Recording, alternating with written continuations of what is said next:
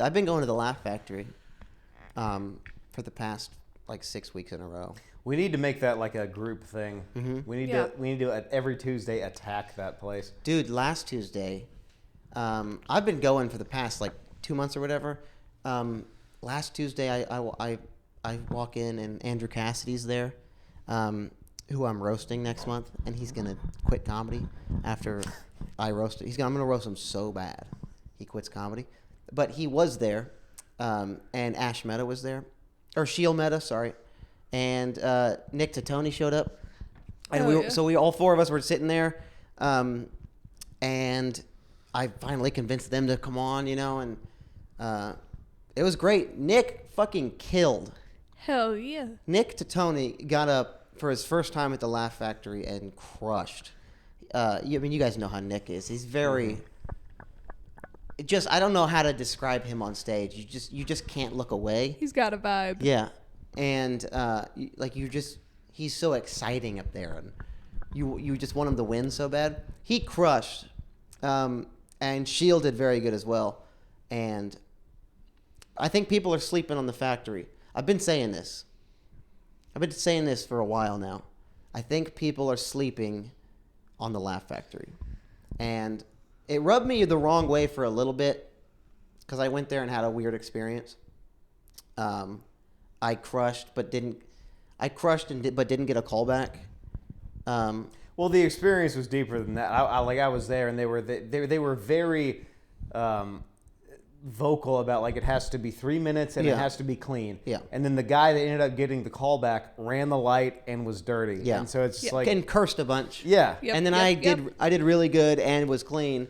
So it just and I wasn't like upset. Oh, I deserved the callback. It was just weird. It was just a weird. I was like, oh, I guess there's not. I followed the rules and still lost to a guy who broke them, and that's nothing against him, but I hate when that happens. Yeah. So I was just like, oh, okay, now I guess there's no rules or whatever. Yeah. So I went back to the Improv and, but something keeps drawing me back to the Factory. I just think the people that go to the Factory, the quality of people that show up there are so bad that if you do good enough times and they get to know you, you're in at a club. You're in at a club, and isn't that the goal? Yeah. Don't we want to get in at a club? Yeah.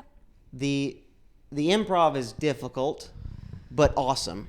The store is impossible. The store is impossible. Yeah. Because it's just this, you email once a week for potluck and you get it once a year. Twice a year if you're lucky. Maybe. Yeah. Maybe. And then the other thing the Comedy Store does is the set of the night mic, which is random.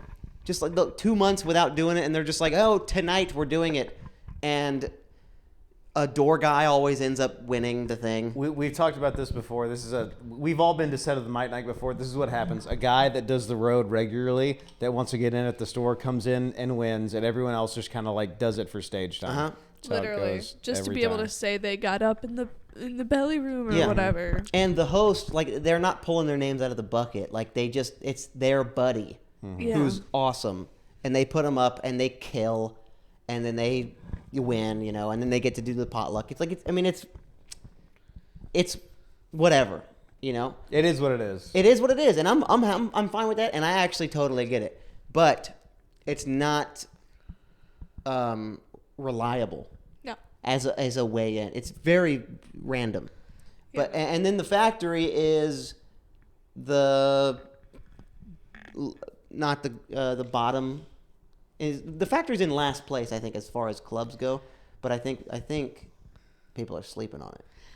And we talked about this the other night a little bit when we were at Roscoe's talking about this. A lot of it is the fact that when you go to somewhere like the Improv, no matter what time you show up, everyone's name goes in the bucket. Yeah. They pull out the bucket. It's all fair. It's like 2 hours.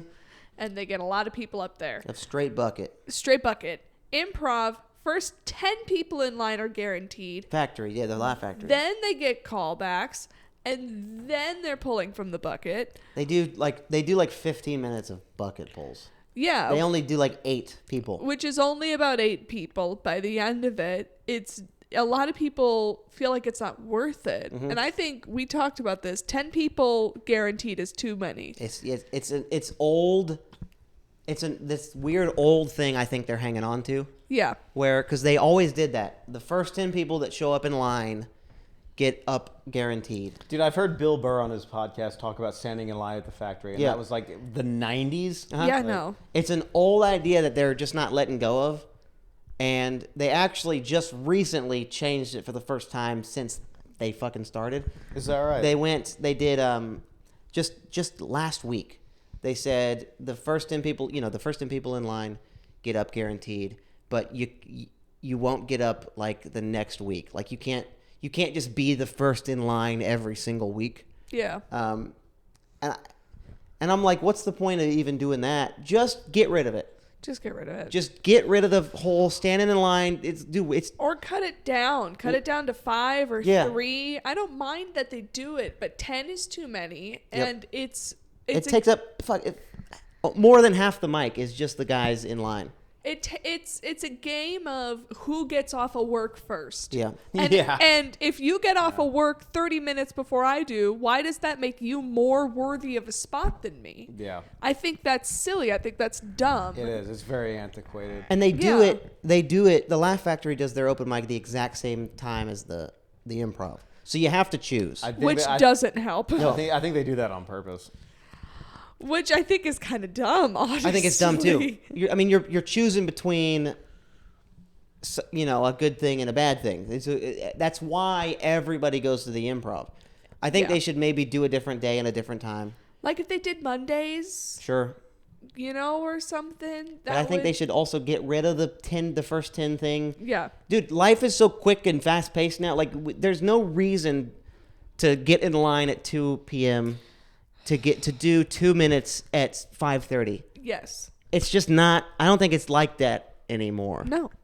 It's not worth it. So they should get rid of the thing, and they should just do like an hour and a half of just bucket. And I think more people would show up and do it. Yeah, dude, I think the biggest thing holding the factory back is that they do it the same time as the Improv. Yeah.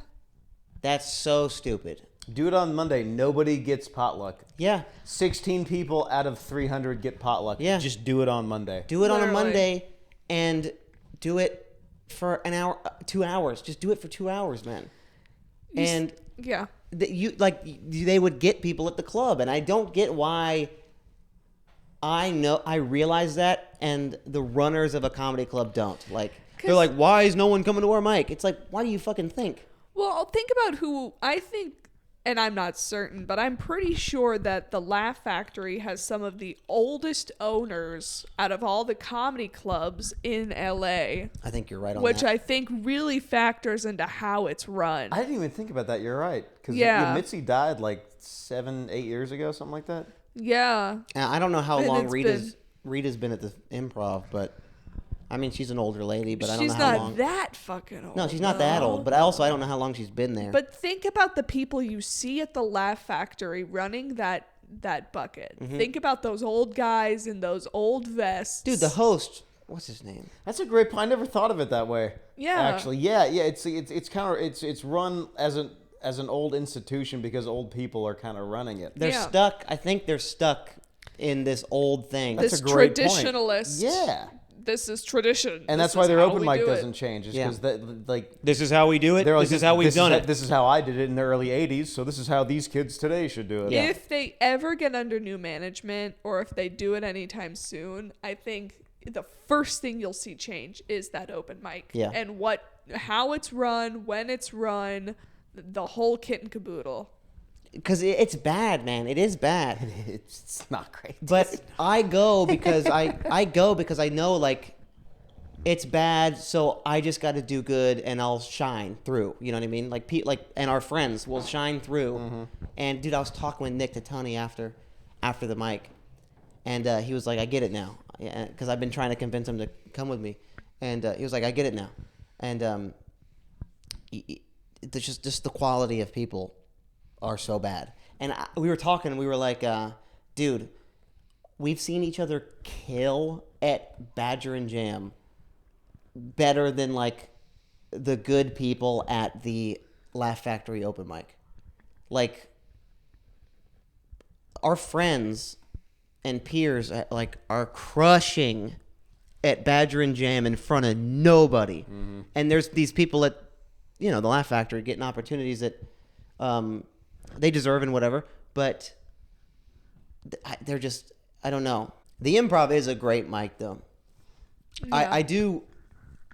I would rather be at the Improv. Yeah, I think it's the best of them. Just because you get potluck twice a year.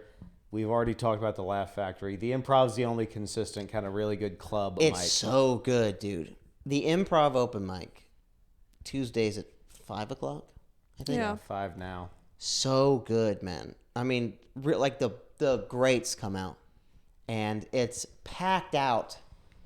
I mean, that's the biggest audience I've ever performed in front of. I think so. I think me too. Yeah. Is at the Improv open mic. It's a packed out main room, serious, like real 150 people. Yeah, comedy set. 144 of them are comics. It's crazy. Yeah. And it's the hardest room also. Yeah. Because it's only comics.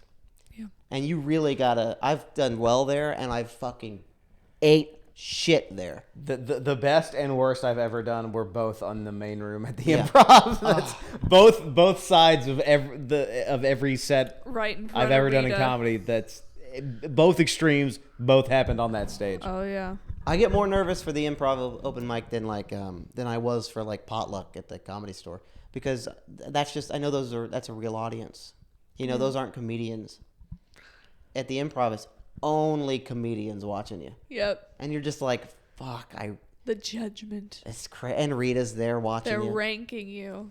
And when you're bombing, you look at Rita and you see her writing, and you're like, she's casting me out. I know she is. She's writing her grocery list. She's not even Yeah. listening to you anymore. She's writing never booking Ryan Jennings. That's what she's writing down.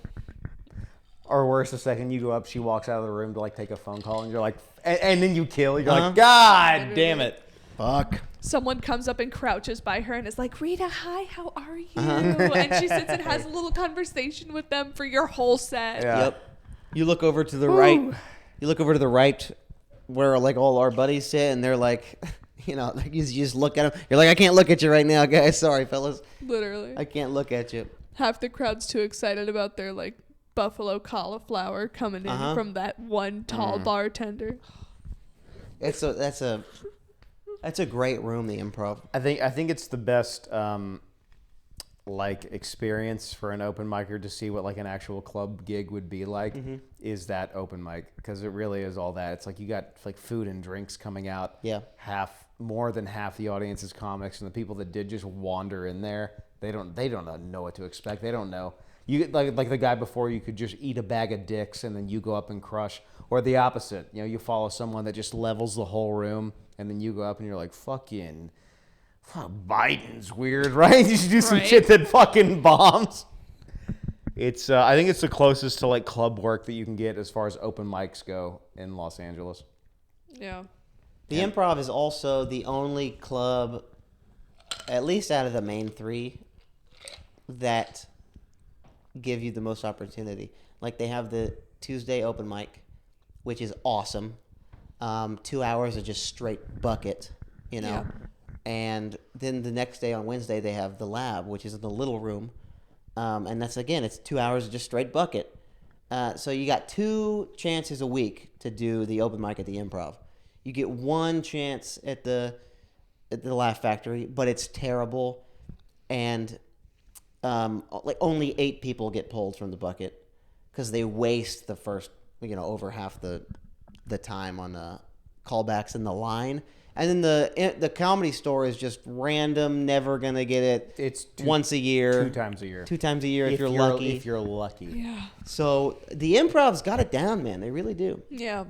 That's what's up. They really do. I think the best strategy would be do the Comedy Store any chance you get, because you don't know when it's going to happen again. Yep. But hit the Improv constantly. Always go to the Improv. And then the Factory, I'm kind of doing this, pulling an audible and trying to show my face around the Factory. But feel then like I go to the lab, and then I go to the lab, which is the day after. Yeah. So I'm hitting both, but I'm missing the main room open mic.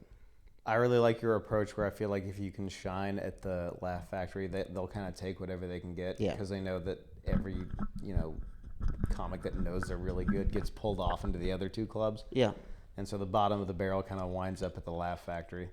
And so if we can be bottom of the barrel, that's something. Yeah.